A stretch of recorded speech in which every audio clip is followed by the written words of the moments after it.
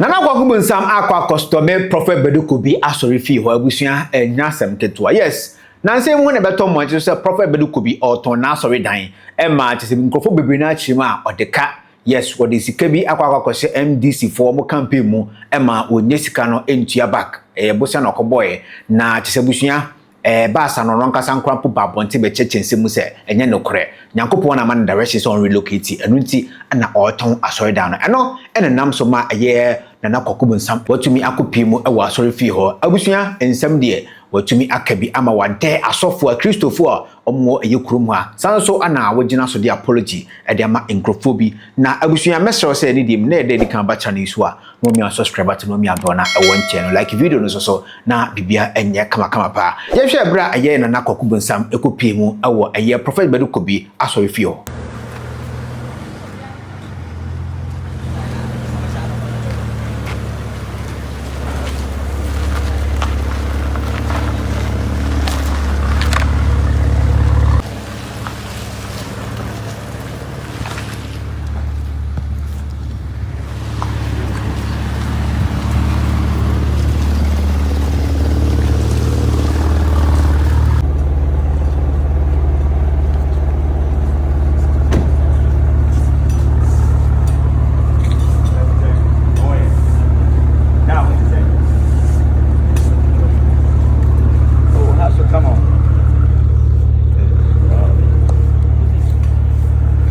No. What I say?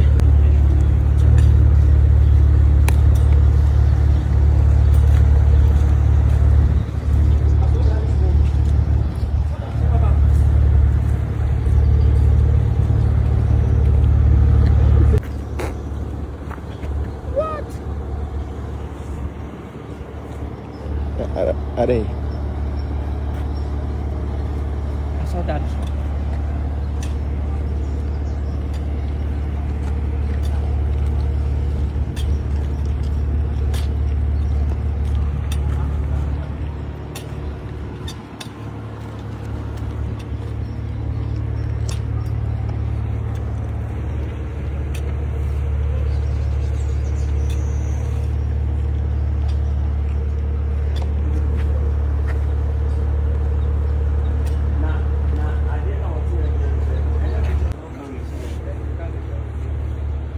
So na ese nana kwakubu nsam ono ochim se hey asori dan no so papa na hwe company no so a e wo so esu ye pa je se ope ato e de afri eye Prophet Bediako bi ensem na abusua wade eye asofo na se Kristofo awukurum ha na enye no nko a wasa so e de apology e de ma encrophobia e de ho apology e na de e ma encrophobia e wokurum ha na asofo no de no wo ma ye ana se Kristofo de no ma ye a ode omo abusua ni na no efa asori dan a esiwe a ono epe ato na abusua wa chim se oto asori dan na duo de bedi na abusua yenko na yenko nkotie ba ye beto aso Na nante say.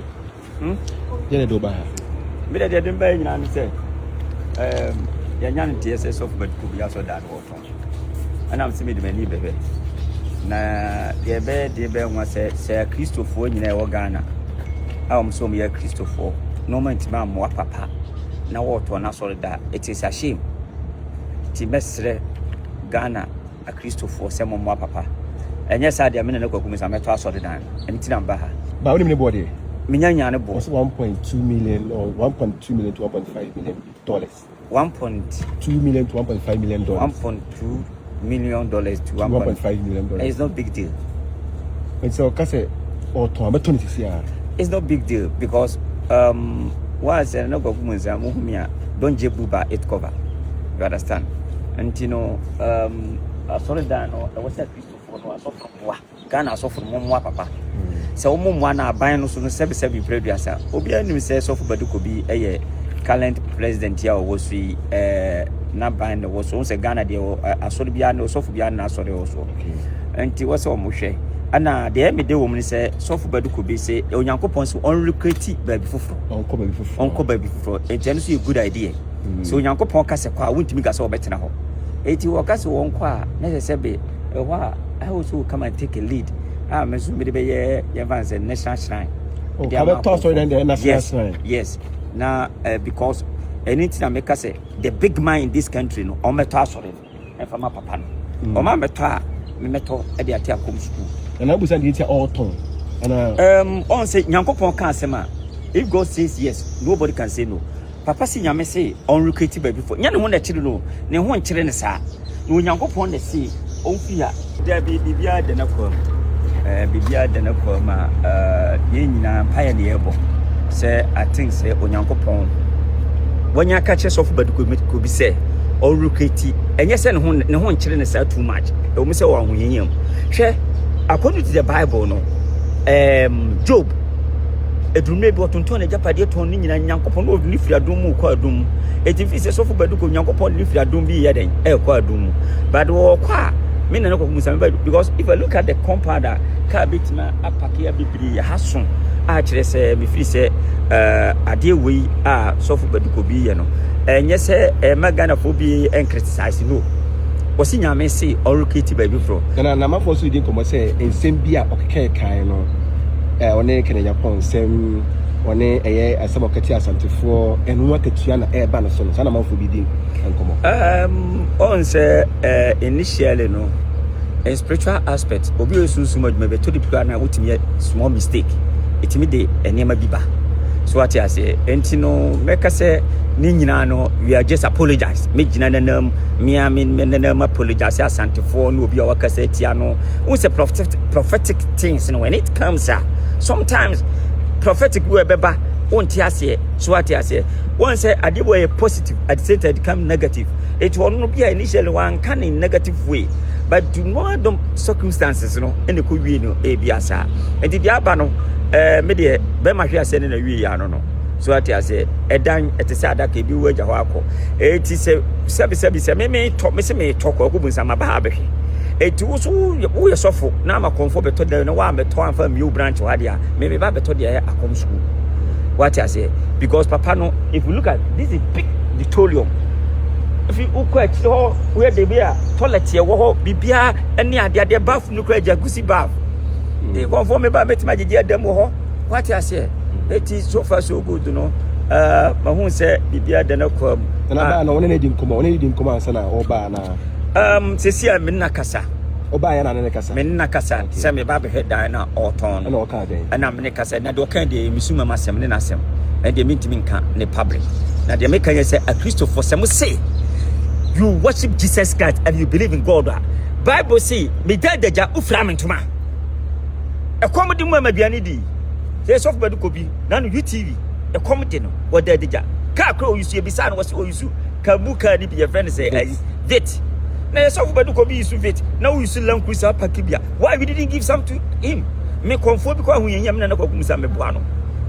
enti enu na kwa hunyanyam na sa sofo mo Ghana ha a bi mayo mu shiwu ni ada na mutimi mu asofo baduko bi a it's out of shame of yourself eti asofo mo Ghana from nancy from na mo asofo baduko bi na enya de kire because I'm very so serious otherwise I'm going to buy this house bye bye papa Joe my oba ya let's say one to obe check obe inspect me be inspect sesen so obe shisha me be hwe say ade wuntimi koto ade na ba kra ko wan tra hwe ansa na ko ho ade wuntimi meto ade wa abra o mehwe and you have to look at it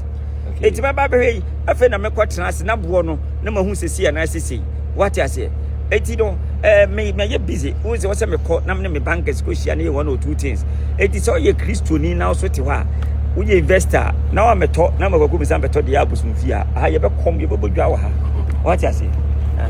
so na esa so for mo Ghana ha bi mayo mu shoe say ye amuntimi support mu ankasa mo no na te say eye na kwakubu nsam adwa wo ho a so chima e wosa support no mo de ema eye prophet Baduko bi na mutimi support no na enye sa pa de a ono no